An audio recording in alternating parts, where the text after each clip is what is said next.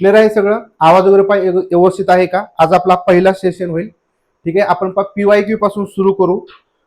2026 मध्ये आता म्हणजे फेब्रुवारीमध्ये जे समजा परीक्षा झाली त्याच्यामध्ये CDP मध्ये, ठीक आहे, CDP मध्ये क्वेश्चन कशा प्रकारचे विचारलेले होते ते आपण या ठिकाणी समजून घेऊया. कारण PYQ आपण जेव्हा समजून घेतो त्यावेळेस या ठिकाणी तुमच्या थोडंसं लक्षात येतं की नेमकं CTET मध्ये काय करावं लागेल. ठीक आहे, तर आपण हे आधी डिस्कस करूया आणि त्याच्यानंतर आपण जे टॉपिक आहे ते टॉपिक आपले आपण सुरुवात करूया. आवाज येतोय व्यवस्थित सांगा? आवाज येतोय का? आहे आवाज क्लिअर? चला ठीक आहे, असो आपण सुरू करू. बघा सगळेजण पण लाईव्हला थोडेसे जॉईन होत चला, म्हणजे ठिकाणी तुम्हाला सर्व गोष्टी समजतील, क्लिअर होतील सर्व गोष्टी.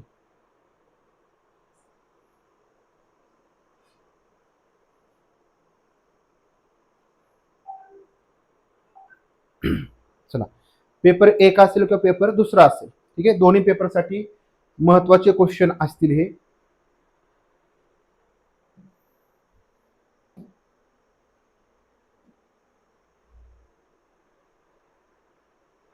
आता फक्त एकच काम करायचं, तुम्ही जे तुमच्या समोर क्वेश्चन आहे तो वाचायचा, समजून घ्यायचा आहे आणि याचं कोणतं उत्तर असेल तुम्ही अंदाजे देऊ शकता तर लॉजिक तुमचं लागतंय का बघा.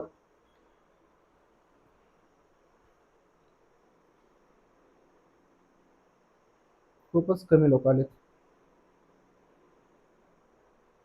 ठीक आहे, चालेल. चला बघा, पहिला क्वेश्चन आहे तुमच्यासमोर, पहिला क्वेश्चन आहे रीड द फॉलोइंग स्टेटमेंट. आता या ठिकाणी तुम्हाला वरती इंग्रजी आणि खाली हिंदी. ठीक आहे, तर असेच क्वेश्चन तुम्हाला पेपरमध्ये असतात, त्याच्यामुळं शक्यतो इंग्रजीमधल्या क्वेश्चनचा या ठिकाणी आपण आधार घ्यायचा. बऱ्याच वेळेस तुम्हाला इंग्रजीमधले क्वेश्चन चांगल्या प्रकारे समजतात, हिंदी समजत नसेल तर. बघा ऍसर्शन दिलं इथं आणि रिझन आहे. ऍसर्शन आणि परिझन म्हणजे अभिकथन आणि त्याचं कारण दिले. बघा एसर्शन काय किंवा अभिकथन वाचा, खराब लेखन क्षमता वाले छात्रों को अक्सर उनके शिक्षकों द्वारा बौद्धिक रूप से अक्षम के रूप में चित्रित किया जाता है. म्हणजे थोडक्यात ज्याचं खराब हस्ताक्षर असतं अशा विद्यार्थ्यांना शिक्षक नेहमी की बौद्धिक दृष्ट्या ते म्हणजे अक्षम आहेत, बरोबर, बौद्धिक दृष्ट्या काय अक्षम आहेत असं या ठिकाणी त्यांची ओळख ही त्या शिक्षकांद्वारे केली जाते की ज्यांचं हस्ताक्षर खराब आहे. मग आता या ठिकाणी आपण विचार करायचा आहे की या ठिकाणी ज्यांचं हस्ताक्षर खराब आहे तर ते बौद्धिकदृष्ट्या अक्षम असतात का? ठीक आहे, अक्षम नसतात, परंतु या ठिकाणी काय म्हटलं की शिक्षकांद्वारे या ठिकाणी ते म्हणजे कमी लेखलं जातं, बौद्धिकदृष्ट्या ते थोडक्यात अपरिपक्व आहेत असं ठिकाणी म्हटलं जातं. त्याचं रिझन काय दिलंय बघा की शिक्षक में अंतर्निहित पूर्वग्रह होते. म्हणजे शिक्षकामध्ये काय असतात? पूर्वग्रह असतात, बरोबर, पूर्वग्रह असतात. या ठिकाणी जर हस्ताक्षर खराब असेल तर शक्यतो तो बौद्धिकदृष्ट्या कसा आहे कमकुवत आहे, हे पूर्वग्रह असतात. छात्रों के सीखने के व्यवहार के बारे में धारणा रखते हैं जो छात्रों के विकास को प्रभावित कर सकते. म्हणजे अशा प्रकारची धारणा शिक्षकांची असते की बाबा जर खराब हस्ताक्षर असेल तर तो जो विद्यार्थी आहे तो या ठिकाणी बौद्धिकदृष्ट्या कसा आहे अक्षम आहे. म्हणजे तो थोडक्यात तो कसा आहे बौद्धिकदृष्ट्या या ठिकाणी तो. Teachers tend to avoid implied bias and hold assumptions about students learning behaviours that can affect students growth. म्हणजे त्याची ग्रोथ या ठिकाणी होत नाही असं या ठिकाणी तो म्हणजे शिक्षक असा विचार करतात. लक्षात ठेवायचा स्टिरियोटाइपचा प्रश्न आहे. स्टिरियोटाइप म्हणजे काय की या ठिकाणी पूर्वग्रह दूषित असतात आणि मग शिक्षकांमध्ये पूर्वग्रह दूषित असतात का तर हो असतात. त्यामुळे जर असा प्रश्न इथे विचारला गेला त्या ठिकाणी हे खरं आहे म्हणजे पहिलं जे तुमचं अभिकथन आहे ते म्हणजे खरं आहे आणि दुसरं जे रिझन दिलेलं आहे कारण पूर्वग्रहामुळे या ठिकाणी शिक्षकांचा दृष्टिकोन असा असतो हे याचं योग्य प्रकार स्पष्टीकरण करते. ठीक आहे, लक्षात आलं? तुमचं ऍसर्शन आणि रिझनचे क्वेश्चन तुम्हाला म्हणजे भरपूर प्रमाणामध्ये विचारले जातात आणि आपण त्याची तयारी करत असतानाच अशी तयारी करायची. मी परत एकदा सांगतो की तुमचं जे अभिकथन आहे तर ते तुमचं बरोबर आहे का हे एकदा थोडासा विचार करायचा. नंतर आपण रिझन वरती यायचं. तुमचं हे रिझन म्हणजे याला हे स्पष्ट करते का हे बघायचं. म्हणजे याचा आणि याचा लिंक आहे का, याचा आणि याचा संबंध आहे का ते बघायचं. कारण हे म्हणजे या ठिकाणी खराब हस्ताक्षरावरनं या ठिकाणी बरेच शिक्षक म्हणजे विद्यार्थी बौद्धिक क्षमता कमी आहे असं म्हणू शकतात, बरोबर. आता हे खरं नाही कारण हे पूर्वग्रहामुळे होतं. कारण आपण बघा बरेच जण समजा डॉक्टर लोक असतात त्यांचे हस्ताक्षर आपण बघितले आपण त्यांना म्हणणार का या ठिकाणी बौद्धिकदृष्ट्या कमकुवत आहेत, नाही म्हणू शकत. फक्त असं कशामुळे शिक्षक लोक बोलतात तर या ठिकाणी त्यांचा पूर्वग्रह असल्यामुळे. त्याच्यामुळे हे बरोबर आहे की ए आणि आर दोनों सही है तथा ए आर की सही व्याख्या करत आहे. लक्षात आलं? चला क्वेश्चन पुढचा बघा, क्वेश्चन क्रमांक 2. क्वेश्चन तुम्हाला व्यवस्थित दिसतोय का एकदा मला सांगा, व्यवस्थित दिसतोय का? म्हणजे तुम्हाला प्रॉपर व्यवस्थित झूम करेल क्वेश्चन, तुम्हाला वाचता आला पाहिजे. कारण सीटेट मध्ये लक्षात घ्या, क्वेश्चन समजणं खूप महत्वाचं. बाकी टॉपिक तुम्हाला सगळ्या गोष्टी समजतील, क्वेश्चन तुम्हाला वाचता आले पाहिजे, समजून घेता आले पाहिजे, हे महत्वाचं आहे. चला पुढचा क्वेश्चन बघा. उत्तर सगळ्यांनी द्या. उत्तर सगळ्यांनी द्या, चुकीचे उत्तर असतील तरीही काय हरकत नाही. पहिलाच सेशन आहे, पहिल्या ह्याला सगळी तुमची उत्तरे बरोबर आली पाहिजे असं बिलकुल नाही. परंतु हळूहळू लक्षात घ्या, तुम्ही याच्यामध्ये पार्टिसिपेट होताय म्हणजे तुम्ही विचार करताय. टीईटी मध्ये आणि सीटेट मध्ये ह्याच फरक आहे. इथं तुम्हाला विचार करावा लागेल, स्वतःला समजून घ्यावं लागेल, तुम्हाला स्वतः याच्यामध्ये उतरावं लागेल. लक्षात घ्या, त्याच्यामुळे तुम्ही प्रत्येक प्रश्नाला थोडंसं उत्तर देत, त्याला चुकलं तरी काय हरकत नाही. प्रश्न वाचा बघा. निम्न में से कौन सा कक्षा में विविधता को बढ़ावा देने के लिए एक तरीका नहीं है? विविधता म्हणजे काय? डायव्हर्सिटी असते. विविधता को बढ़ावा देने के लिए म्हणजे या ठिकाणी बघा, promote diversity in the classroom. आता लक्षात ठेवायचं, इथं जो प्रोमोट शब्द आहे आणि जो डायव्हर्सिटी हा जो शब्द आहे, डायव्हर्सिटी आणि प्रोमोट हे शब्द पॉझिटिव्ह आहे, हे कायम लक्षात ठेवायचं. आता इथं काय विचारलंय? विविधता को बढ़ावा देने के लिए एक तरीका नाही है, म्हणजे एक पद्धत नाही की ज्याच्यामध्ये विविधतेला ठिकाणी म्हणजे प्रोत्साहन देण्यासाठीची पद्धत नसेल, असा प्रश्न इथे विचारला. तो ऑप्शन बघा, विद्यार्थियों की पृष्ठभूमि और संस्कृतियों के आधार पर पूर्वग्रह के अनुकूल व्यवहार करना. म्हणजे लक्षात ठेवा की आपण विविधता म्हणजे काय? की आपली अन्न, म्हणजे थोडक्यात अन्नामध्ये विविधता असू शकते, पोशाखामध्ये विविधता असू शकते, भाषेमध्ये विविधता असू शकते, संस्कृतीमध्ये वेगळ्या प्रकारची विविधता असू शकते. आणि मग प्रत्येक विद्यार्थ्याची काय विविधता असेल, भाषेमध्ये विविधता असेल, ती आपण ऍक्सेप्ट केली पाहिजे. ज्याच्यामुळे काय होतो, आपला जो वर्ग आहे तर तो वर्ग म्हणजे विविधतेने समृद्ध होतो आणि प्रत्येक विद्यार्थ्याला एक आपला वर्ग सुरक्षित वाटतो. प्रत्येकाची भाषा ऍक्सेप्ट केली, संस्कृती ऍक्सेप्ट केल्यामुळं वर्ग सुरक्षित वाटतो, त्याला त्या ठिकाणी सुखू वाटतं. म्हणून या ठिकाणी आपला जो वर्ग विविधतेने असतो, विविधतेने नटलेला असतो, भाषेने असेल, धर्माने असेल, जातीने, सगळ्या गोष्टींनी, तर ती विविधता पॉझिटिव्ह आहे. आता इथं काय म्हटलं की विद्यार्थ्यांची पृष्ठभूमी म्हणजे त्याची पृष्ठभूमी म्हणजे पार्श्वभूमी आणि जी संस्कृती आहे त्याच्या आधारावरती पूर्वग्रह के अनुकूल व्यवहार करणं. म्हणजे या ठिकाणी आपण त्याची संस्कृती लक्षात घेऊन, त्याची जी पार्श्वभूमी आहे ती लक्षात घेऊन त्याच्यावरती आपण काय करायचा, पूर्वग्रह दूषित एखादा व्यवहार करायचा किंवा त्याच्याशी वागायचं. असं जर वागलं म्हणजे आपण जसं पाठीमागे काय चाललेलं असेल, समजा या ठिकाणी आपण काय म्हणू की एखाद्या विद्यार्थ्याला आपण बाहेर ठेवायचं किंवा एखाद्या वेगळ्या संस्कृतीचा विद्यार्थी आहे म्हणून त्याच्याकडे दुर्लक्ष करायचं, हे चुकीचं आहे. पूर्वग्रह ठेवायचे नाहीत. त्यामुळे लक्षात ठेवा, पूर्वग्रह ठेवणं हे चुकीचं आहे. पूर्वग्रह ठेवणं काय चुकीचं आहे. आता दुसरा ऑप्शन बघा, अलग अलग पृष्ठभूमी, वेगवेगळे पार्श्वभूमी असेल, संस्कृती के व्यक्तियों के साथ बातचीत करने के लिए विद्यार्थियों को अवसर प्रदान करना. म्हणजे बघा, वेगवेगळ्या पार्श्वभूमीतले विद्यार्थी असतील, संस्कृतीमधील विद्यार्थी असतील, तर त्यांच्याशी बोलण्यासाठी संधी उपलब्ध करून देणं. तर संधी उपलब्ध करून देणं काय पॉझिटिव्ह आहे. तर हे तुमचं इथं बरोबर आहे. आपला तरीका कोणता नाही तो काढायचा आहे. तर पहिले तुमचं उत्तर निघून गेलं. दुसरं बघा, पाठ्यक्रम में विभिन्न दृष्टिकोन और अनुभवों को शामिल करना. जे आपला पाठ्यक्रम असेल त्याच्यामध्ये वेगळ्या प्रकारचे पर्स्पेक्टिव्ह, दृष्टिकोन असतील आणि सगळ्यात महत्त्वाचा अनुभव आहेत, हे यांना समावेश करायचा.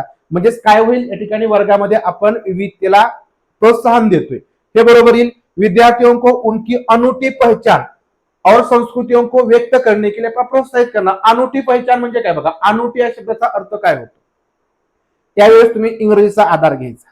बघा इथं काय म्हटलंय, encouraging student to express their unique. अनूठी म्हणजे काय, युनिक म्हणजे युनिक जे काय समजा या ठिकाणी ओळख असेल त्यांची, ती विद्यार्थ्यांना सांगता आली पाहिजे. प्रत्येकाची ओळख ही युनिक असते, बरोबर.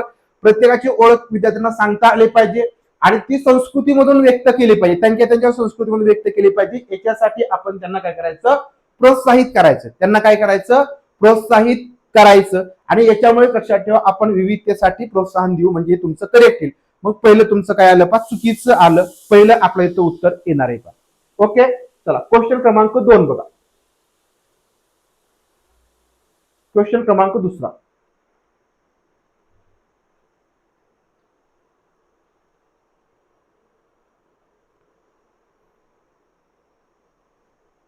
बघा. प्रश्न वाचा उत्तर कमेंट करा उत्तर. हळूहळू तुम्हाला सवय लागेल. बघा, ह्याच गोष्टी तर आपल्याला करायच्यात. बाकी मी म्हटलं की तुम्हाला दुसरं वेगळं काही करायचं नाही.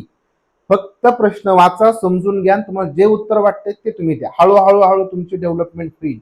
फक्त शांत बसू नका. काही तुमचं उत्तर चुकीचं असेल, बरोबर असेल, तुम्हाला काही डाऊट असतील ते तुम्ही ते विचारा. प्रश्न वाचा काय पहा, निम्नलिखित में से अधिगम अक्षमता तो बघा लर्निंग डिजेबिलिटीज और इसके कारण होने वाली चुनौती का सही मेल कौन सा आहे. म्हणजे एखादी अधिगम अक्षमता येते विद्यार्थ्याला, त्याला आपण अध्ययन अक्षमता म्हणतो, बरोबर. लर्निंग डिजेबिलिटी येतात आणि मग त्याच्यामुळे कोणत्या अडचणी उत्पन्न होतात, यांची जोड्या या ठिकाणी आपल्याला बरोबर कोणत्या आहेत, तर तो ऑप्शन लिहायचा. सही मेल, चुनौती का सही मेल कौन सा आहे, योग्य जोडी पा कोणती आहे, तर ती तुम्ही सांगायची. पहिलं पा पठन वैकल्य. पठन वैकल्य म्हणजे पा वाचन दोष, म्हणजे डिस्लेक्शिया, याला म्हणायचं वाचन दोष. ठीक आहे, वाचन दोष. त्यानंतर गती समन्वय वैकल्य म्हणजे पा डिस्प्रेक्शिया, म्हणजे या ठिकाणी डिस्प्रेक्शिया, गती समन्वय म्हणजे हालचालीमध्ये बॅलन्स मध्ये प्रॉब्लेम येतात. गुणज वैकल्य म्हणजे पा डिस्कॅल्क्युलिया, गणितामध्ये प्रॉब्लेम येतात. आणि लेखन वैकल्य म्हणजे पा डिस्ग्राफिया. कोणतं चुकीचं आहे, जोडी आपल्याला बघा, बरोबर जोडी ओळखायची. म्हणजे हा आजार आणि त्याची जो या ठिकाणी अडचणी येतात, त्याच्यामध्ये जी अडचणी येतात त्याची योग्य जोड लावायची.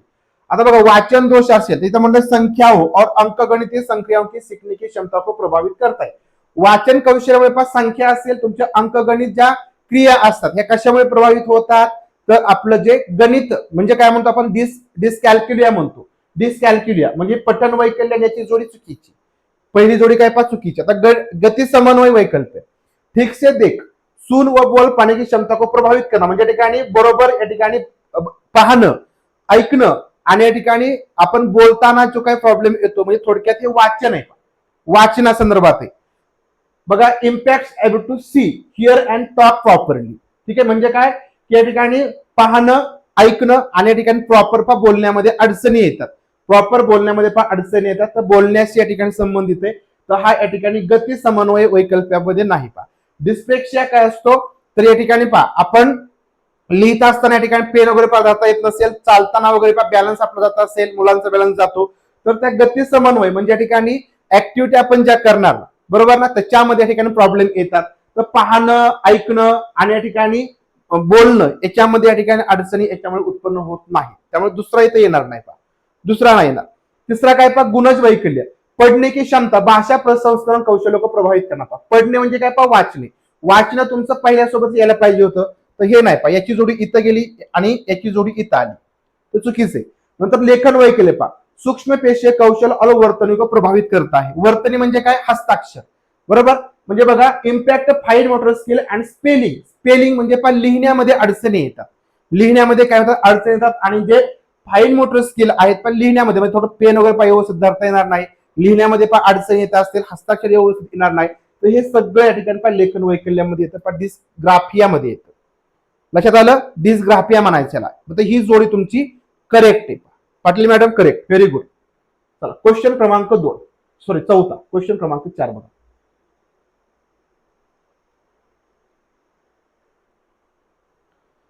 ठीक आहे, बघा पहिला सेशन आपला थोडासा नर्वस वाटत असेल, थोडस इंटरॅक्शन व्हायला, परंतु तुम्ही सुरुवात करा. मी सांगतोय सुरुवात करा. सुरुवात तसं होईल, 100% होईल. सुरुवात करा, हळूहळू सगळ्या गोष्टी तुम्हाला वाटतील आणि हे तुम्हाला एकदम साधं सोपं वाटेल. बघा, एकदम सोपं वाटेल. थोडस उत्तर द्यायचा प्रयत्न करा. प्रश्न वाचा बघा काय, किंवा सोलिनता से जूझ रहे विद्यार्थियों को आसानी होती है. आता सोलिनता म्हणजे काय, ऑटिझम, याला आपण म्हणतो ऑटिझम. सोमग्नता, मराठीमध्ये याला म्हणायचं सोमग्नता, बरोबर. आता सोमग्न जे विद्यार्थी असतात, सोमग्न म्हणजे ठिकाणी बघा ऑटिझम.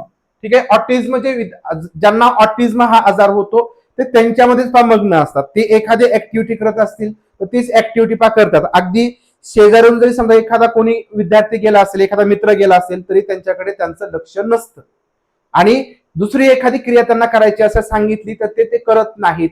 तर त्यांना जी एखादी ऍक्टिव्हिटी माहिती असते तर तीच ऍक्टिव्हिटी सारखी करेल. समजा एखाद्याला एखादं ऑटिझम झालेला एखादा मुलगा आहे आणि तो समजा मोबाईल मध्येच त्याला आवडत असेल मोबाईल बघायला, तो मोबाईल मध्ये एवढा मग्न होतो की शेजारी कोण आलंय, कोण गेलंय किंवा मोबाईल वाचतोय म्हणजे कोणाचा फोन येतोय तरी त्याच्याकडे पण लक्ष नसतं, एवढा तो स्वतःशी मग्न असतो.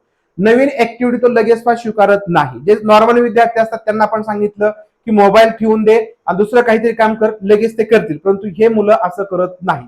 आता इथं विचारलंय की ज्यांना सोलिनता हा आजार आहे, ज्यांना सोमग्न हा आजार आहे, तर तर हे जे विद्यार्थी आहेत त्यांना कशाच्या संदर्भात या ठिकाणी म्हणजे आसानी असते, म्हणजे ते खालीलपैकी कोणती ऍक्टिव्हिटी सहज करू शकतात. चला बघा, समजतंय का? समजतंय का सांगा. सगळ्यांनी उत्तर द्या. पहा थोडस सगळ्यांनी उत्तर द्या, सहभागी व्हा याच्यामध्ये. बघा काय म्हटलंय, परिचित और पूर्वानुमेय दिनचर्या का पालन करणे में, म्हणजे परिचित जे ओळखीचं आहे, जे ओळखीचं आहे.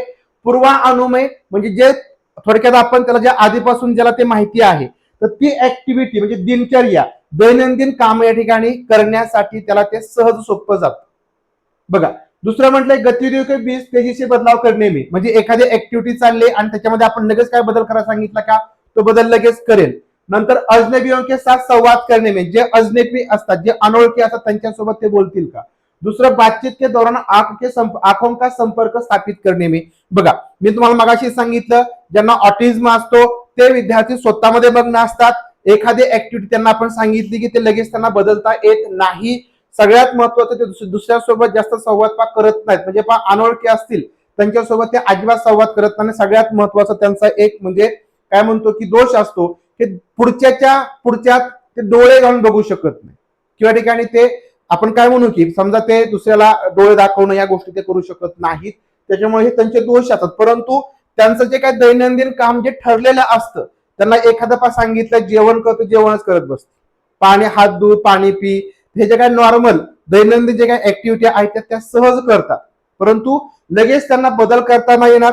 त्यानंतर जे अनोळखी असतात त्यांच्यासोबत ते संवाद नाही करत. त्यानंतर जे बातचीत के दौरान आंखों का संपर्क स्थापित करणं, तर हे त्यांना ठिकाणी करता येत नाही. आंखों का संपर्क त्यांना स्थापित करता येत नाही. तर पहिलं करेक्ट बघा, फॅमिलियर अँड प्रिडिक्टेबल रुटीन्स, जे रुटीन्स आहेत ते त्यांना योग्य प्रकारे आणि सहज करता येतात.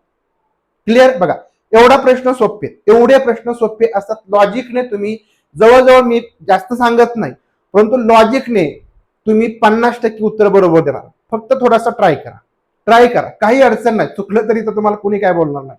ट्राय करा, 50% उत्तर तुमचे करेक्ट येतील, मी 100% सांगतो तुम्हाला. चला क्वेश्चन क्रमांक पुढचा बघा. चला अर्चना मॅडम आला, परत पेपर द्यायचा आहे का? द्या द्या, दिला पाहिजे. तुम्ही 100+ मार्क घ्यायचे ह्यावेळेस, 130+ मार्क तुम्ही घ्यायचे. चला अर्चना पाटील मॅडमला गेल्या सीटेट मध्ये खूप चांगल्या 100+ मार्क त्यांनी दोन्ही पेपर मध्ये घेतलेत, बरोबर ना? चला क्वेश्चन बघा काय पहा. प्रश्न क्रमांक 5, which of the following statement is not correct about gifted children. बघा प्रतिभाशाली बच्चो, प्रतिभाशाली म्हणजे काय, की जे हुशार विद्यार्थी असतात, बरोबर, असामान्य विद्यार्थी असतात, प्रतिभावान म्हणा याला, प्रतिभाशाली म्हणा, किंवा याला आपण प्रतिभावान म्हणतो, बरोबर. तर हे जे विद्यार्थी असतात, तर या विद्यार्थ्यांच्या संदर्भात कोणतं विधान सही नाही आहे, कोणतं विधान या ठिकाणी योग्य नाही ते सांगायचं. पहिलं विधान बघा, प्रतिभाशाली बच्चे विशेष क्षमता और सामर्थ्य के साथ पैदा होते जिन्हें विकसित करने की आवश्यकता होती है. म्हणजे थोडक्यात काय, की जे प्रतिभाशाली विद्यार्थी असतात त्यांच्यामध्ये विशेष क्षमता असते, स्पेशल अशी ॲबिलिटी असते. त्यानंतर सामर्थ्य के साथ ते पैदा होतात, म्हणजे त्याच्या सही जन्म घेतात आणि त्यांना विकसित करण्याची आवश्यकता असते, म्हणजे त्यांच्यामध्ये ती ॲबिलिटी असते, एखादी क्षमता ती जन्मतच असते, फक्त त्याला आपण काय करायचं असतं, विकसित डेव्हलप करायचं असतं. तर हे प्रतिभाशाली विद्यार्थ्यांच्या म्हणजे बाबतीमध्ये करेक्ट आहे. ठीक आहे, पहिलं हे विधान करेक्ट आहे. दुसऱ्यामध्ये काय म्हटलंय बघा, कि प्रतिभाशाली बच्चों में जिज्ञासा की भावना कम होती है. प्रतिभाशाली बच्चों में जिज्ञासा की भावना कम होती है, उनकी कल्पना शक्ती भी कमजोर होती है. आता मला सांगा, जे प्रतिभाशाली विद्यार्थी असतात त्यांच्यामध्ये क्युरियोसिटी कमी असते का? उलट ते शिक्षकाला भांडावून सोडतात, कितीतरी प्रश्न विचारतात आणि त्यांच्यामुळेच त्यांच्यामध्ये ॲबिलिटी असते नॉलेज गेन करण्याची. त्यामुळे तर जी कम होती है म्हटलं ते चुकीचे. आणि उनकी कल्पना शक्ती कमजोर असते का? उलट त्यांची कल्पना शक्ती खूप स्ट्रॉंग असते. त्यामुळे दुसरं या ठिकाणी बघा चुकीचे. तिसऱ्यामध्ये काय म्हटलं बघा, बच्चे विभिन्न स्तरों पर प्रतिभाशाली हो सकते हैं. मुलं वेगवेगळ्या लेवलला प्रतिभाशाली असतील आणि कुछ में किसी प्रकार की अक्षमता भी हो सकते है, असू शकते. बघा म्हणजे हे जी मुलं आहेत ना, कशामध्ये एखाद्या लेवलला खूप चांगल्या प्रकारे प्रतिभाशाली असते, परंतु कशामध्ये काही एखाद्या गोष्टी असू शकतात त्याच्यामध्ये ते त्यांची अक्षमता असू शकते. एखादा कलेमध्ये खूप निपुण असेल, खूप प्रतिभावान असेल, परंतु त्याला एखाद्याला वाचता येऊ शकणार नाही असं आहे. बघा आपले जुने समजा जे अशिक्षित लोक आहेत त्यांच्यामध्ये तिची कला होती पण त्यांना बऱ्याच जणांना पण लिहिता पण येत नव्हतं, बरोबर. मग असे सुद्धा काही प्रतिभाशाली विद्यार्थी असू शकतात की काही मध्ये ते खूप स्ट्रॉंग असतील, काही मध्ये ते कमजोर असू शकतात. तर हे तुमचं बरोबर आहे. बच्चे एक से अधिक प्रकार की बुद्धि में प्रतिभाशाली होऊ शकते, हे म्हणजे एकापेक्षा अधिक, म्हणजे समजा एखादा आपण काय लेखनाची बुद्धी चांगली असू शकते, एखाद्याची वाचनाची किंवा भाषिक बुद्धिमत्ता चांगली असेल, एखाद्याची गणितीय गणितीय आणि तार्किक बुद्धिमत्ता चांगली असेल, एखाद्याची जी कलात्मक बुद्धी आहे ती चांगली, सांगीतिक बुद्धी चांगली असू शकते. म्हणजे एकापेक्षा जास्त बुद्धी प्रकारामध्ये प्रतिभाशाली असू शकतात. हे तुमचं करेक्ट आहे. तर दुसरं या ठिकाणी बघा चुकीचं आहे. ऑप्शन क्रमांक 2 या ठिकाणी याच्याबद्दलचं रॉंग आहे. लक्षात आलं? करेक्ट दिलं तुम्ही उत्तर सगळ्यांनी. प्रश्न 6 बघा आता. Error analysis by students. चला वाचा, क्वेश्चन वाचा.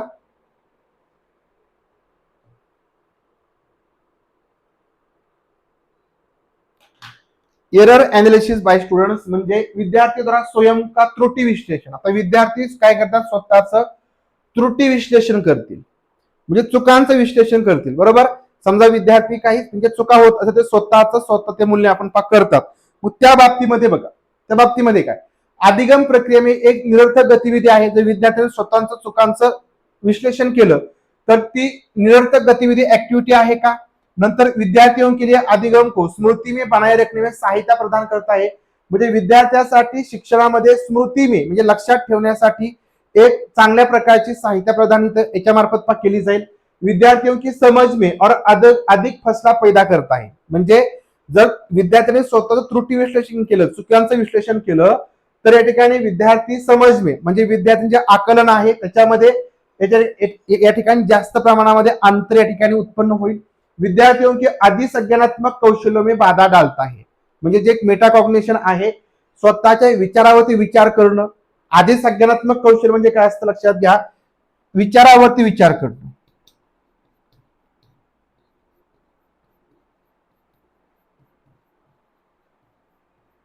याच्यामध्ये म्हणजे बाधा येईल. सांगा बघा, पहिलं काय म्हटलं, सगळं त्रुटी विश्लेषण करणं हे निरर्थक आहे का, तर निरर्थक काहीच नसतं. लक्षात घ्या, निरर्थक काहीच नसतं. त्यानंतर चौथा ऑप्शन बघा, विद्यार्थी में आधीच संगणनात्मक कौशल्य बाधा डालता आहे. जर बघा विद्यार्थ्यांनी स्वतःच्या चुकांचं विश्लेषण केलं म्हणजे थोडक्यात विद्यार्थी स्वतःच्या विचारावरती काय करेल, विचार करेल, म्हणजे त्याच्यामध्ये बाधा येणार नाही, अडथळा उत्पन्न होणार नाही. त्यामुळे हे सुद्धा चुकीचं आहे. आपण चुकीचं बाजूला काढू. दुसऱ्यामध्ये काय म्हटलं बघा, याच्यामध्ये काय म्हणा, विद्यार्थियों की समझ में और अधिक फैसला पैदा करताय. म्हणजे बघा जर चुकांचं विश्लेषण केलं तर विद्यार्थ्यांना उलट समजेल ना. म्हणजे समजा माझ्याकडून काही चुका होत असतील, गणित सोडवत असताना किंवा लिहिताना काही होत असेल, मी ज्यावेळेस माझ्या चुकांचं विश्लेषण करेल त्यावेळेस माझं आकलन उलट वाढेल, बरोबर ना. त्याच्यामध्ये अंतर निर्माण नाही होणार. म्हणजे समज में और अधिक फैसला पैदा करताय म्हणजे आकलनामध्ये अजून जास्त अंतर उत्पन्न होईल. चुकांचं विश्लेषण केल्यामुळे आकलनामध्ये जास्त फरक पडत नाही, म्हणजे थोडक्यात अंतर निर्माण होणार नाही. त्यामुळे तिसरं तुमचं चुकीचं आहे. दुसरं करेक्ट उत्तर दिलंय सर्वांनी, तर ऑप्शन क्रमांक 2 करेक्ट आहे.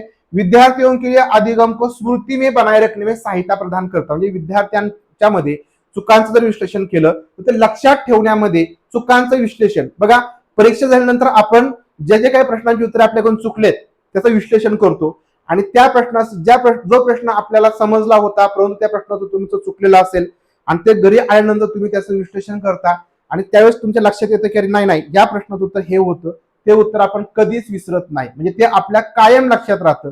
त्याच्यामुळं चुकांचं विश्लेषण केल्यामुळे या ठिकाणी ते लक्षात राहण्यामध्ये मदत होते.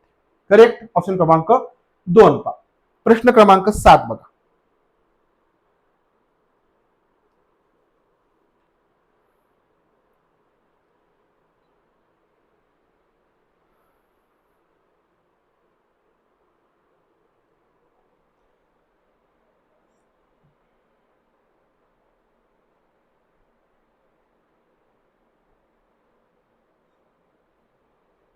बघा प्रश्न काय आहे 7वा. घोषणात्मक ज्ञान म्हणजे which of the following statement is correct regarding declarative knowledge and procedural knowledge. म्हणजे घोषणात्मक ज्ञान म्हणजे डिक्लेरेटिव्ह नॉलेज, प्रक्रियात्मक ज्ञान म्हणजे काय असतं, प्रोसिजरल नॉलेज. आता याबद्दल तुम्हाला मी सांगतो काय असतं नेमकं. घोषणात्मक ज्ञान काय असतं आणि प्रक्रियात्मक ज्ञान काय असतं. बघा, घोषणात्मक ज्ञान हे असतं की तुमच्याकडे जे आहे, तुमच्याकडे जे नॉलेज आहे तर ते तुम्ही थोडक्यात सांगणं, ते तुमचं काय असतं, घोषणात्मक ज्ञान असतं. आणि प्रक्रियात्मक नॉलेज असतं की अशा प्रकारचं नॉलेज ज्या नॉलेजच्या माध्यमातून तुम्ही एखादी प्रोसिजर करता, म्हणजे एखादी प्रक्रिया करता. म्हणजे थोडक्यात बघा, एक साधं सोपं उदाहरण तुम्हाला मी दिलं की तुम्हाला थोडक्यात एखादी भाजी आहे किंवा एखादी समजा बिर्याणी आहे, त्या बिर्याणीची रेसिपी तुम्हाला काय आहे, माहिती आहे, आणि तुम्ही त्याच्याप्रमाणे ती काय करता, प्रक्रिया करता. बरोबर. मग कशा प्रकारे तुम्हाला बिर्याणी काय करायची, थोडक्यात करायची आहे, तर त्याची तुम्हाला प्रक्रिया माहिती आहे, तर त्याला म्हणायचं प्रक्रियात्मक नॉलेज.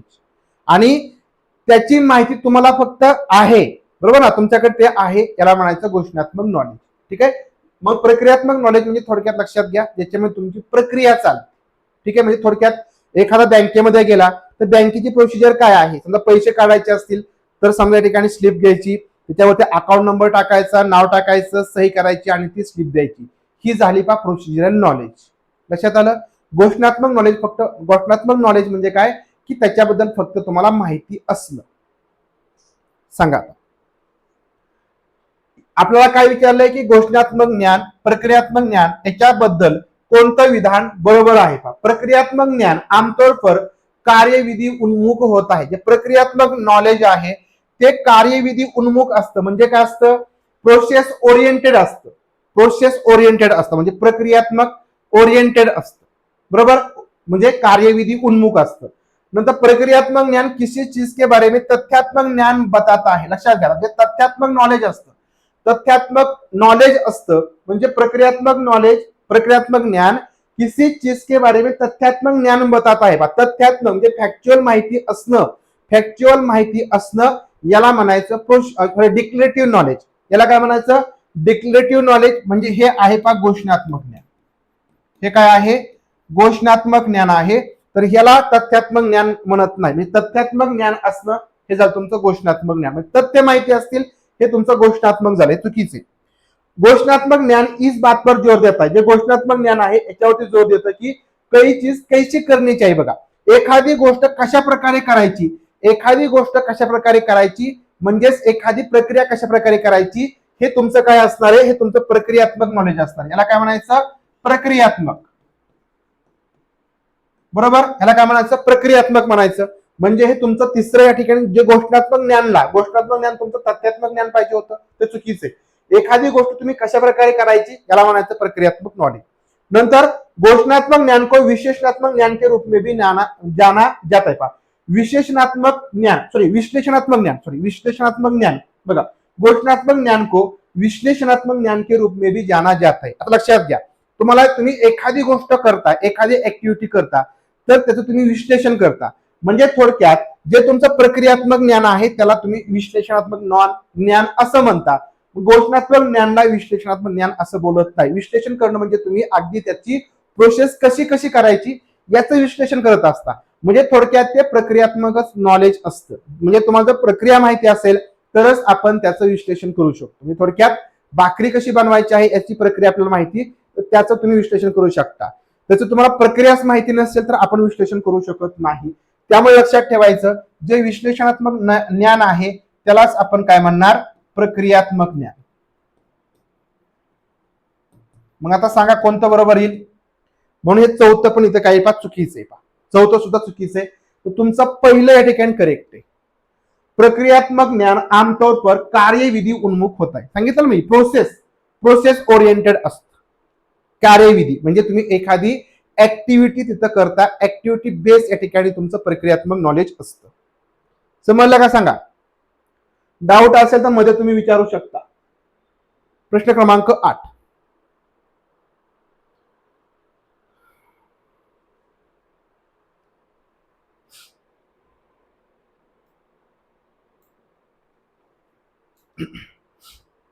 आज आपण 15 क्वेश्चन बघणार आहे. म्हणजे सुरुवातीला आपण थोडे क्वेश्चन बघूया. ठीक आहे.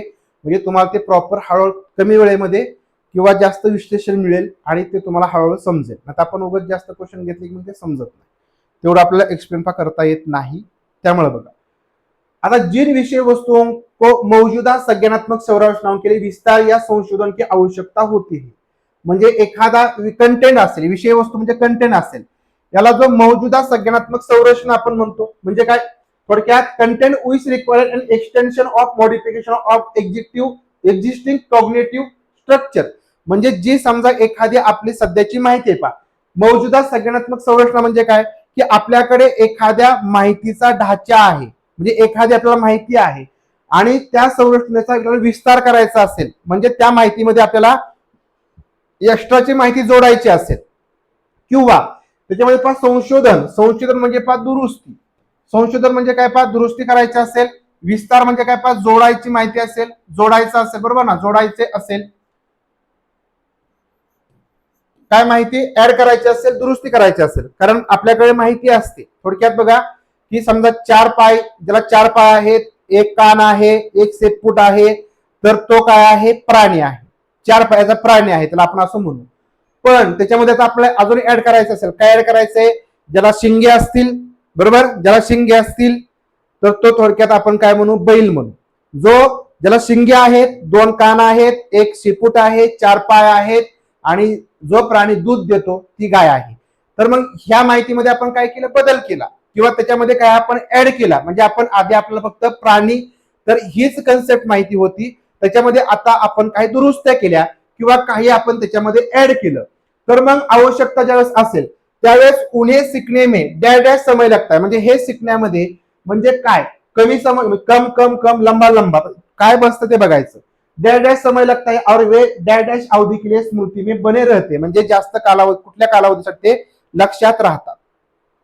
बघा, सांगा की आता ही काय, थोडक्यात संबोधा विषय कन्सेप्ट विषय एखाद तुम्हाला कन्सेप्ट माहिती मुलांना, आणि त्या कन्सेप्ट मध्ये काही मॉडिफिकेशन करायचं असेल, त्याच्यामध्ये काही बदल करायचा असेल, काही माहिती ऍड करायची असेल, मुलांना ते लगेच समजतं का. म्हणजे मुलांना फक्त एक बघा, हांबे त्याला माहिती, बरोबर, हांबे तो म्हणतो, बरोबर, परंतु तो बैल कधी म्हणेल, तो त्याला प्रॉपर गाय कधी म्हणेल, शेळी कधी म्हणेल, कुत्रा कधी म्हणेल, हा तो लगेच नाही म्हणणार ना. हा तो काय करणार आहे, त्याला ज्यावेळेस बराच वेळ जाईल, त्याचं ज्यावेळेस त्याची मॅच्युरिटी येईल, परिपक्व त्याच्यामध्ये येते, ज्यावेळेस त्याचा तो संबोध क्लिअर होतो, त्यावेळेस तो म्हणतो. म्हणजे याच्यामध्ये बघा जास्त वेळ लागतो, म्हणजे लंबा समय लगता है. आणि एकदा का त्यांना ते समजलं की ते कायमचे लक्षात ठेवतात, बरोबर. मग ते कधीच गाय विसरणार नाही, कधीच ते बैल विसरणार नाही. त्याच्यामुळे जे शिकण्यामध्ये ऍड करण्यामध्ये जास्त वेळ लागेल, तर ते लक्षात ठेवण्यासाठी सुद्धा या ठिकाणी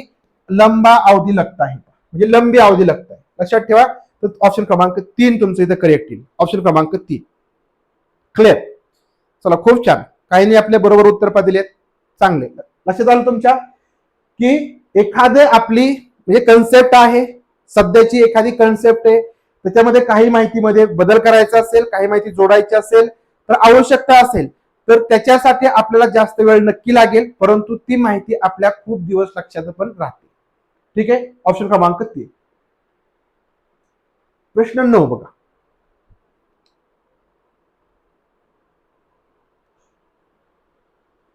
व्यवस्थित वाचा क्वेश्चन वाचायला बघा. तुमचा जितका तुम्हाला कमी वेळ लागेल क्वेश्चन वाचायला, तेवढे तुमचे क्वेश्चन लवकर आणि जास्त होतील कमी वेळेत.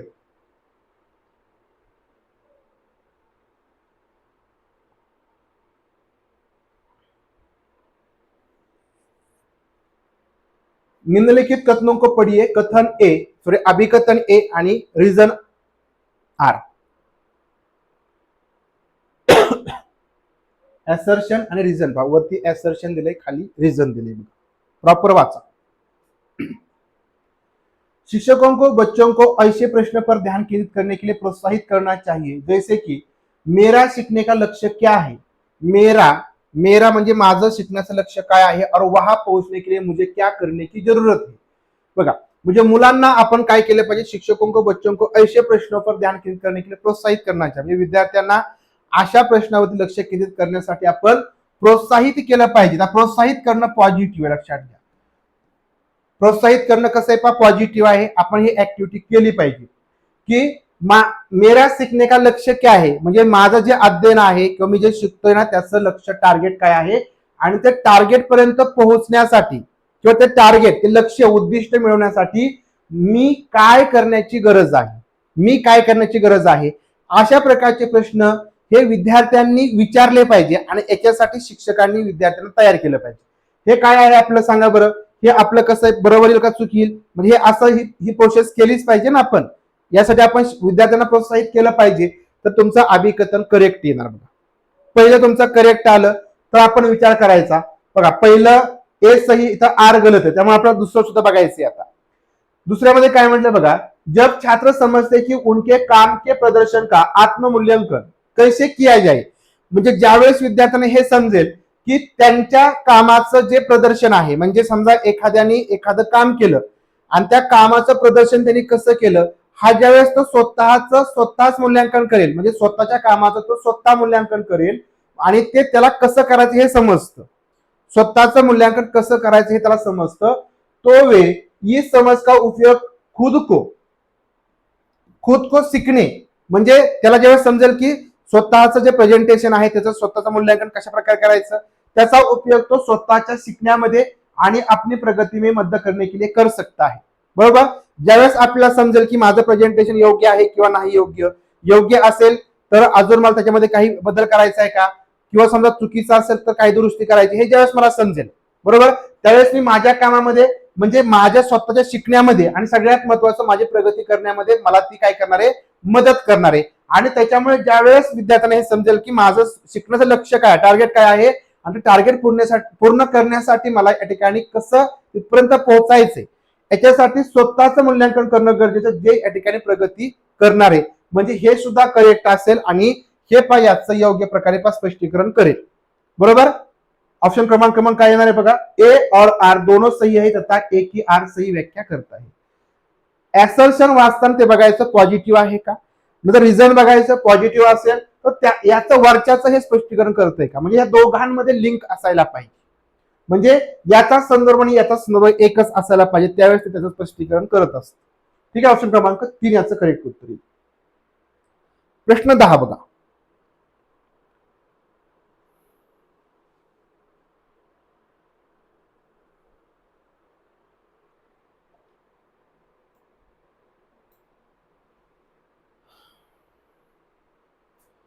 In guided discovery approach of learning, अधिगम के निर्देशित खोज आधारित उपागम में, अधिगम के निर्देशित खोज आधारित उपागम में, म्हणजे डिस्कवरी अप्रोच आहे, गाइडेड डिस्कवरी अप्रोच याच्यामध्ये नेमकं काय. शिक्षार्थियों को स्वयं के ज्ञान की रचना करने के अवसर प्रदान किए जाते हैं, म्हणजे ज्या ठिकाणी गाइडेड खोज म्हणजे या ठिकाणी आपण काय म्हणून निर्देशित खोज आधारित उपागम असतात किंवा पद्धत असते, म्हणजे या ठिकाणी आपण विद्यार्थ्यांना इन्स्ट्रक्शन देतो आणि त्याच्या माध्यमातून विद्यार्थी काहीतरी शोध कार्य करतात. मग याच्यामध्ये विद्यार्थी शिक्षार्थियों को स्वयं के लिए ज्ञान की रचना करने के अवसर प्रदान किए जाते हैं, म्हणजे याच्यामधून विद्यार्थ्यांना स्वतःचं या ठिकाणी नॉलेज मिळवण्यासाठीची संधी पूर्ण करून दिली जाते. शिक्षक एक तानाशाह के रूप में कार्य करता है. आता लक्षात ठेवायचं, निर्देशित खोज म्हणजे जे निर्देशित खोज उपागम आहे हा पॉझिटिव्ह आहे. तानाशाह, शिक्षक कधीही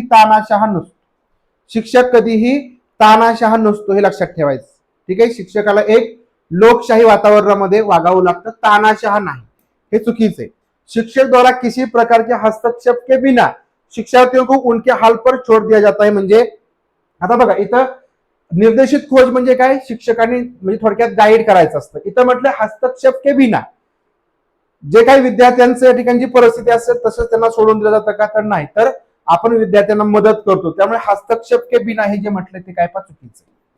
किसी पूर्व योजना या पूर्वज्ञान की आवश्यकता नाही होती, म्हणजे पूर्व योजना असते ना, आपण ज्या ठिकाणी म्हणजे थोडक्यात जे निर्देशित खोज किंवा गाइडेड डिस्कवरी असते त्याच्यामध्ये विद्यार्थ्यांना आपण आधी काहीतरी प्लॅनिंग सांगतो, प्लॅनिंग करूनच आपल्याला डिस्कवरी या ठिकाणी करावी लागते. म्हणून या ठिकाणी इथं आवश्यकता नाही म्हटले तर चुकीचं आहे. म्हणून ऑप्शन क्रमांक 1 तुमचा काही करेक्ट येईल की शिक्षार्थियों को स्वयं के ज्ञान की रचना करने के अवसर प्रदान किए जाते हैं, म्हणजे विद्यार्थ्यांना स्वतः नॉलेज या ठिकाणी मिळवण्यासाठी ज्ञानाची रचना करण्याची संधी उपलब्ध करून दिली जाते. त्याच्यामध्ये शिक्षक त्यांना योग्य वेळी योग्य त्या ठिकाणी आवश्यक तिथे मदत करत असतात. शिक्षक तिथे एक सुविधादाता म्हणून काम करतो, सुविधादाता फॅसिलिटेटर म्हणून काम करत असतो. सगळ्यात महत्वाचं तिथं म्हणजे आधी ती ऍक्टिव्हिटी करण्यापूर्वी आवश्यक ते प्लॅनिंग करावं लागतं, पूर्वतयारी करावी लागते. क्वेश्चन 11 बघा.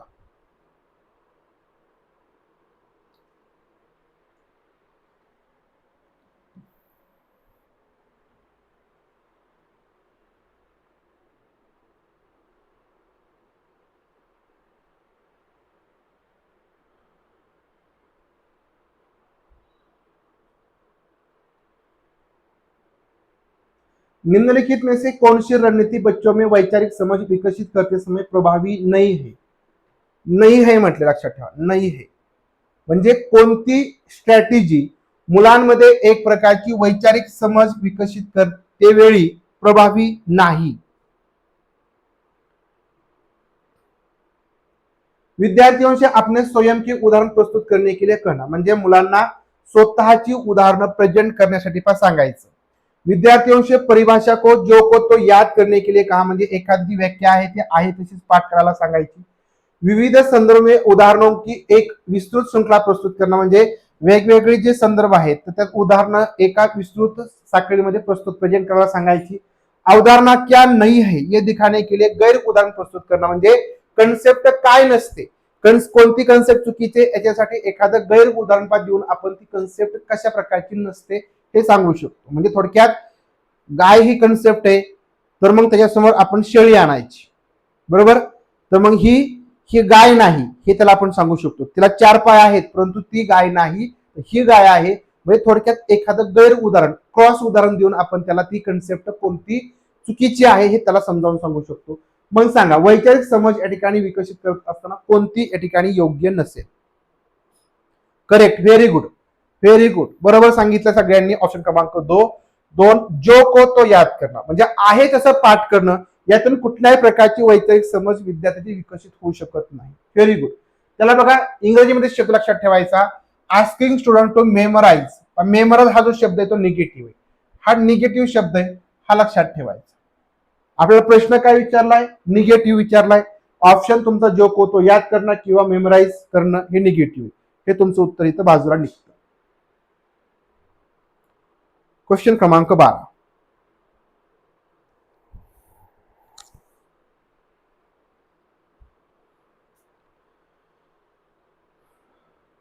एक सक्रिय माध्यमिक विद्यालय कक्षा किसके द्वारा सिद्धांतों पर स्थापित की जानी चाहिए? एक सक्रिय, आता सक्रिय म्हणजे लक्षात ठेवायचं ऍक्टिव्ह, ऍक्टिव्ह असणं पॉझिटिव्ह शब्द आहे.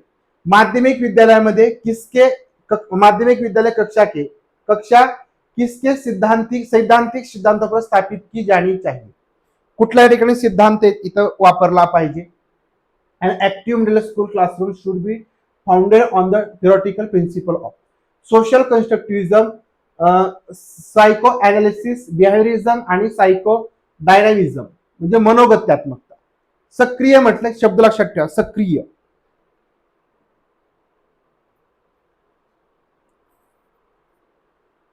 परत एकदा क्वेश्चन वाचा. एक सक्रिय माध्यमिक विद्यालय कक्षा किसके सैद्धांतिक सिद्धांतों पर स्थापित की जानी चाहिए? म्हणजे एक आपला माध्यमिकचा वर्ग आहे, तो माध्यमिकचा वर्ग आपल्याला एक ऍक्टिव्ह करायचा आहे, ऍक्टिव्ह माध्यमिकचा वर्ग बनवायचा आहे, एक सक्रिय माध्यमिकचा वर्ग बनवायचा आहे. म्हणजे एक समजा आपला 10वीचा किंवा समजा 7वीचा 8वीचा वर्ग आहे आणि तो वर्ग आपल्याला ऍक्टिव्हिटी बेस बनवायचा आहे. तर तो खालीलपैकी कोणाच्या सिद्धांतावरती आधारित असेल की तो ऍक्टिव्ह आहे? बघा प्रश्नच ऍक्टिव्ह आहे आणि तुमचं उत्तर सुद्धा ऍक्टिव्हच असेल किंवा तो सिद्धांत पण ऍक्टिव्हच आहे. बघा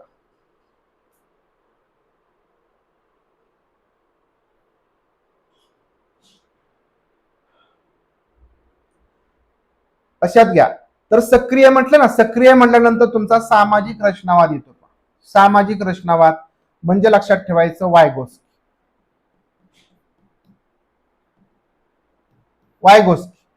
सामाजिक रचनावाद म्हणजे काय पहा, या ठिकाणी सोशल कन्स्ट्रक्टिव्हिजम म्हणजे विद्यार्थी एकमेकांना मदत करतील, एकमेकांचं नॉलेज घेतील, एकमेकांबरोबर चर्चा करतील आणि त्याच्यातून ऍक्टिव्ह म्हणजे सगळे विद्यार्थी एकमेकांना मदत करतील. जे विद्यार्थी शिक्षकांना बोलायला घाबरतील ते आपल्या मित्रांना बोलतील, त्यांना नॉलेज शेअर करतील, त्यांचे पण नॉलेज घेतील आणि त्याच्यातूनच या ठिकाणी एकमेकांना मदत करून आपलं नॉलेज त्या ठिकाणी वाढवतील.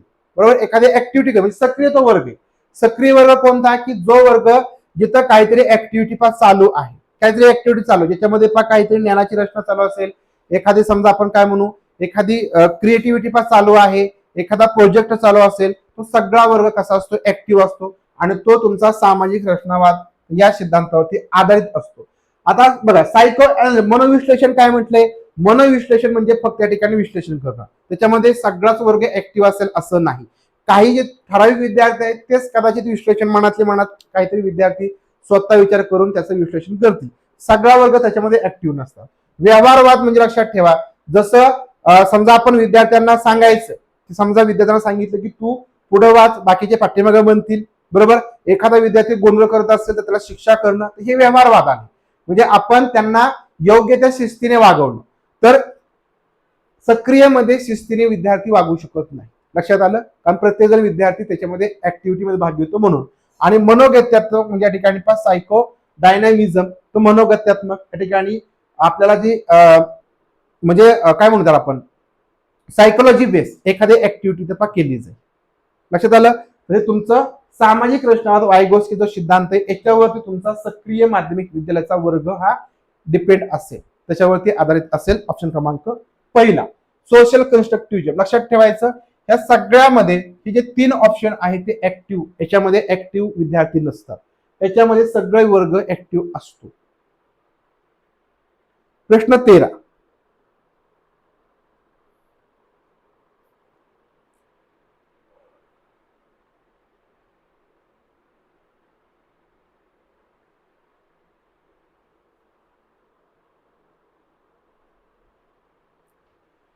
निम्नलिखित कथनों को पढ़िए. अभिकथन ए आहे आणि कारण आर आहे. अभिकथन ए आणि कारण आर.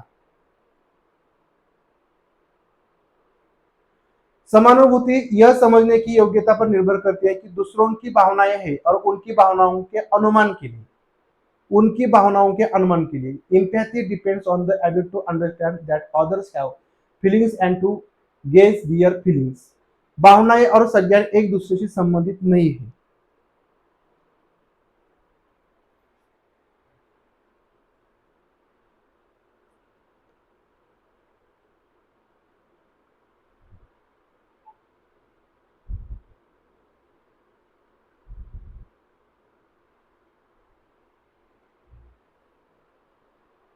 बघा एम्पॅथी काय असते.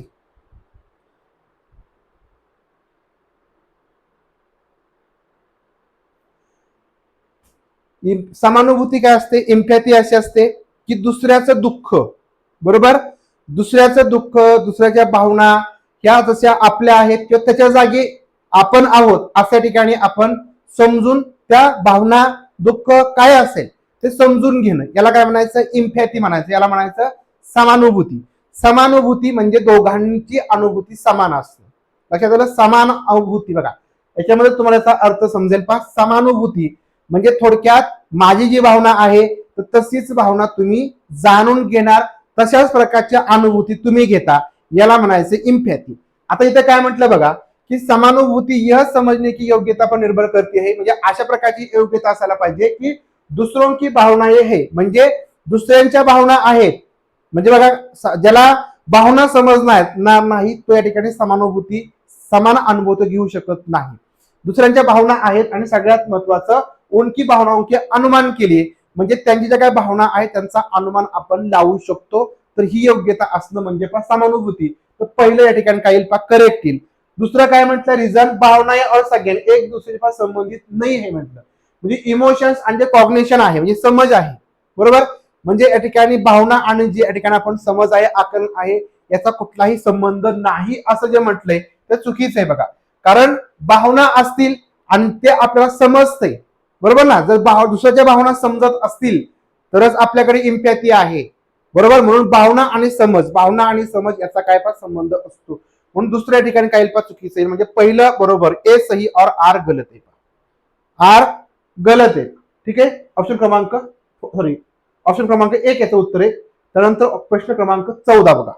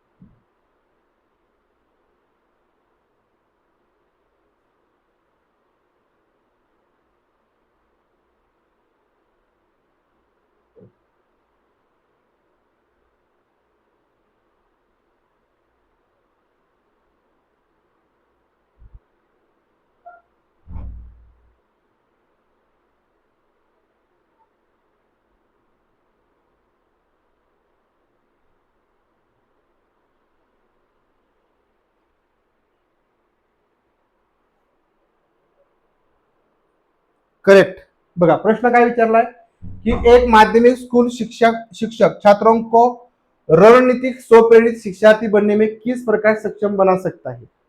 स्वप्रेरित शिक्षार्थी बरोबर, म्हणजे या ठिकाणी स्वतः या ठिकाणी प्रेरित असणारे विद्यार्थी आपल्याला काय करायचे, बनवायचे आहे, म्हणजे सेल्फ मोटिवेटेड।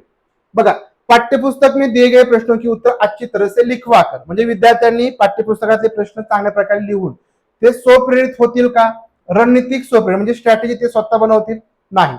सत्र के अंत में वस्तुनिष्ठ प्रकार के परीक्षण पर जोर देकर, म्हणजे सत्राच्या शेवटी वस्तुनिष्ठ या ठिकाणी प्रकारचे परीक्षण या ठिकाणी करणं, त्याच्यावरती फक्त भर देऊन चुकीचे। छात्रों को उनके अधिसंज्ञानात्मक ज्ञान म्हणजे या ठिकाणी जे मेटाकॉग्निशन नॉलेज आहे ते आणि कौशल्य विकसित करणे के लिए प्रोत्साहित करायचं, बरोबर। म्हणजे सगळ्यात महत्वाचं विद्यार्थ्यांना आपल्या स्वतःच्या विचारावरती विचार करायला लावायचं आणि कौशल्य असं म्हणजे स्किल असेल त्याची डेव्हलप करण्यासाठी त्यांना प्रोत्साहित करायचं, म्हणजे काय करतील मुलं, सेल्फ मोटिवेटेड होतील। म्हणजे तुमचं ऑप्शन क्रमांक 3 करेक्ट उत्तर आहे। पूरे किए गए प्रत्येक कार्य के लिए विभिन्न प्रकार के पुनर्बलन प्रदान करा। पुनर्बलन या ठिकाणी देणं, याच्यामुळे विद्यार्थ्यांनी जे ज्यावेळेस बाह्य प्रेरणा आपण देतो त्यावेळेस विद्यार्थी सेल्फ मोटिवेटेड होत नाही। जेव्हा विद्यार्थ्यांना स्वतःमध्ये कॉन्फिडन्स निर्माण होतो, म्हणजे मला काहीतरी येते, तर त्याच वेळेस विद्यार्थी काय होतात, सेल्फ मोटिवेटेड होत असतात। तर हे लक्षात ठेवा, त्यामुळे ऑप्शन क्रमांक 4 चुकीचा आहे, ऑप्शन क्रमांक 3 बरोबर आहे। ऑप्शन क्रमांक 3 करेक्ट आहे। Encouraging students to develop their metacognitive knowledge and skills. चला आजच्या सेशनचा पहा शेवटचा क्वेश्चन आहे, 15 क्वेश्चन आपण घेऊया आज।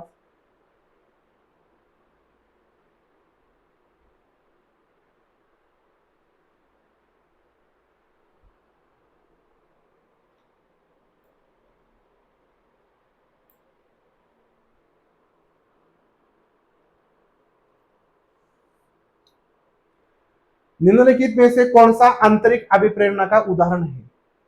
आंतरिक अभिप्रेरणा, अभिप्रेरणा याचा अर्थ होतो प्रेरणा।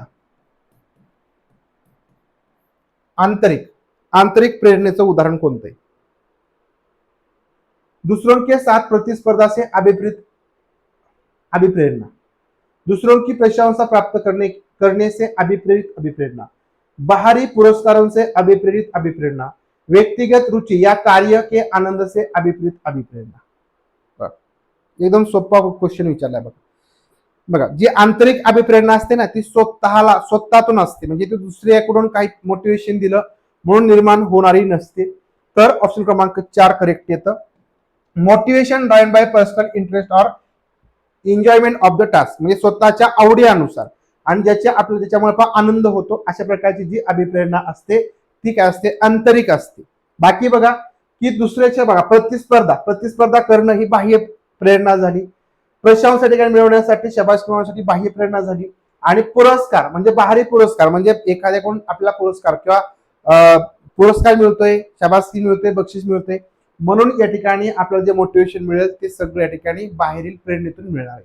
लक्षात आलं, अशा प्रकारे हे आंतरिक प्रेरणा। बघा अशा प्रकारचे क्वेश्चन असतात, साधे सोपे क्वेश्चन असं समजून घेतलं तर खूप सोपे। आता मला माहिती नाही याच्यामध्ये तुम्हाला किती समजले असतील, परंतु ज्या काही कन्सेप्ट तुम्हाला समजल्या बघा, प्रत्येक वेळेस तुम्हाला मोटिवेशन वरती प्रश्न विचारला जाणार, प्रत्येक वेळेस तुम्हाला डायव्हर्सिटी वरती क्वेश्चन विचारला जाणार, प्रत्येक वेळेस तुम्हाला जे आपण ऑटिझम विचारला तर त्याबद्दल म्हणजे जे अध्ययन अक्षमता आहे त्याच्यावरती क्वेश्चन हा विचारला जातो, म्हणजे हे ठरलेलं आहे बघा। त्याच्यामुळे जे ठरलेलं टॉपिक आहे ते तुम्ही प्रॉपर करायचे। आता आपण थोडं दुर्लक्ष केलं, डायव्हर्ट झालो की आपल्याला समजत नाही, त्यामुळे सोपं पण तेवढंच आहे आणि जर नाही समजलं तर अवघड पण तेवढंच आहे। त्यामुळे प्रॉपर समजून घ्यायचं आणि सगळ्यात महत्त्वाचं ऍक्टिव्ह पार्टिसिपेट करा, म्हणजे तुम्ही जेवढं पार्टिसिपेट होणार, जेवढे तुमचे डाऊट तुम्ही विचारणार तेवढे तुमचे डाऊट क्लिअर होतील। याच्यामध्ये एवढंच महत्त्वाचं आहे, एखादा शब्द नाही समजला तर डायरेक्टली तुम्ही विचारायचा, सगळे शब्द आपण समजून घेण्यावरती भर द्यायचा, बाकी याच्यामध्ये जास्त काही करण्याची गरज नाही, कुठले पुस्तक वाचायची गरज नाही, वेगळं काही करायची गरज नाही। जे तुम्हाला समजतंय प्रॉपर तेवढं तुम्ही लिहून ठेवा। एखादा शब्द अवघड वाटला तो शब्द मराठीमध्ये लिहून ठेवला तर अगदी अतिउत्तम, खूप चांगलं होईल, म्हणजे ते तुम्ही समजून लिहून ठेवलं की तुम्हाला तेवढं नोट्सच्या रूपामध्ये वाचता येतं आणि नंतर परीक्षेच्या वेळेस तुम्हाला मग बर्डन येत नाही। आधी थोडंसं वाटलं की तुमच्या लगेच सगळ्या गोष्टी क्लिअर होतात। चला समजलं का सांगा, तुमचा स्कोअर सांगा 15 पैकी।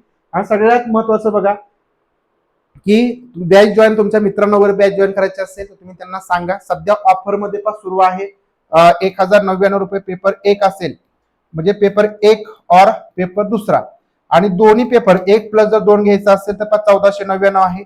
आणि याच्यामध्ये टेस्ट सिरीज आहे, याच्यामध्ये टेस्ट सिरीज ऍड असतील. टेस्ट सिरीज तुम्हाला अगदी सगळ्या याच्यामध्ये मिळतील. तर याच्यासाठी रायझिंग टीचर्स ऍप्लिकेशन सेंड करा, शेअर करा, आणि त्याच्यामधून तुमच्या मित्रांना तुम्ही सांगू शकता की बॅच जॉईन करून घ्या. कारण जेवढं जॉईन तुम्ही लवकर होणार तेवढं समजेल. आणि नंतर रिव्हिजन, याच्यामध्ये जास्तीत जास्त रिव्हिजन केली की आपल्याला खूप चांगल्या प्रकारे मार्क मिळतात. चला, किती स्कोर आला 14. शकुंतला मॅडम खूप छान, खूप छान. चला, बाकीच्यांनी सांगा आपला स्कोर किती आला, आणि सांगा की याच्यावर तुम्हाला प्रॉपर काही नाही समजलं. तो प्रश्न आपण परत घेऊया. कोणता क्वेश्चन तुम्हाला समजला नसेल तर परत घ्या. आणि बघा, आज आपण पहिला दिवस होता त्याच्यामुळे बरेच जण जॉईन झाले नसतील, तर उद्यापासून जॉईन व्हा. किंवा आपण टायमिंग सकाळचा ठेवूया, वाटलं तर तुम्ही टेलिग्रामला मला सांगा. जे समजा रेकॉर्डिंग बघतील टेलिग्रामला सांगा की सकाळी आपण 7ला म्हटलं किंवा समजा त्याच्या आधी म्हटलं तरी आपण सेशन ठेवूया. तुम्हाला जो योग्य वाटेल तो, किंवा संध्याकाळी म्हटलं तो सेशन आपला एक, कारण आपला रोज होणार आहे एकच फक्त सेशन असेल, तर तो सेशन कधी घ्यायचा ते तुम्ही तुमच्या वेळेस आपण घेऊया. कारण याच्यामध्ये लक्षात घ्या, हे समजणं महत्त्वाचं आहे. पॅडागॉजी तुम्हाला एकदा समजली की बाकीचा विषय तुम्हाला कोणतेच विषय अवघड जाणार नाही. त्याच्यामुळे आपला याच्यावरती भर असेल सुरुवातीचे काही दिवस. हे समजलं की तुमचा कॉन्फिडन्स वाढणार आहे. कॉन्फिडन्स वाढला की मग लक्षात घ्या आपल्याला फक्त आणि फक्त प्रॅक्टिस करायची. ठीक आहे, त्यामुळे हे समजणं महत्वाचं. चला, मीनाक्षी मॅडम किती 13. खूप छान, खूप छान, चांगला स्कोर आहे. चला, बाकीचे क्वेश्चन आपण उद्या इथून पुढचे पाहूया. याच्यामध्ये सुद्धा बाकीच्या मग पुढच्या कन्सेप्ट आहे ते तुम्हाला समजतील, आणि मग 30 क्वेश्चन तुम्हाला समजतील की 30 प्रश्नामध्ये नेमक्या कोणकोणत्या कन्सेप्ट येतात. ठीक आहे, थांबूया आपण इथं.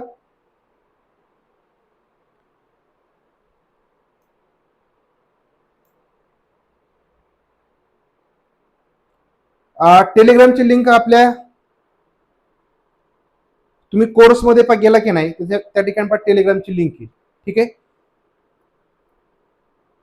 टेलिग्राम चॅनल जॉईन करा किंवा मला मेसेज करा. ठीक आहे, टेलिग्रामला मला मेसेज करा, तुम्हाला मी लिंक तिथे शेअर करू.